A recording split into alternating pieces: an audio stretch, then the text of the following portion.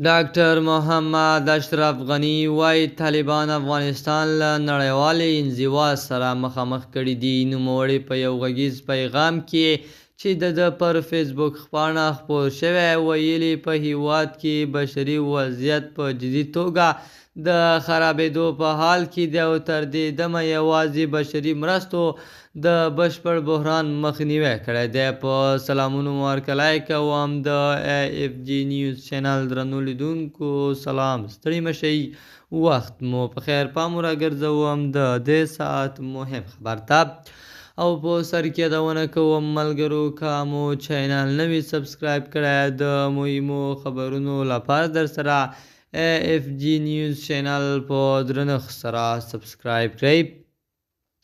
ښاغلي غني د ملګرو ملتونو په اداره کې د ښځو د کار پر بندیز هم نیوکې وکړې او د په عملي توګه له ټولنیز او اقتصادي ژوند څخه د میرمنو د ایستلو بهیر یاد کړی دی.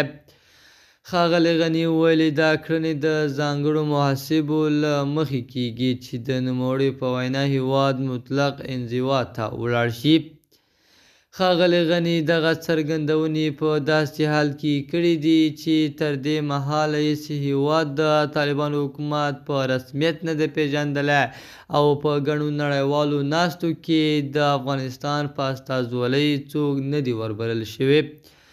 دا وروستیو کې د ملګرو ملتونو مرستیالې مشرې ویلي، په راتلونکو 2 اونیو کې د افغانستان د وضعیت په اړه د یوې نړیوالې غونډې د جوړولو تکل لري چې د طالبانو د رسمیت پیژندنې په تړاو به هم پکې خبرې وشي. د AFG نیوز چینل درنو لیدونکو، دا زموږ د دې ساعت چمتو شوی خبر.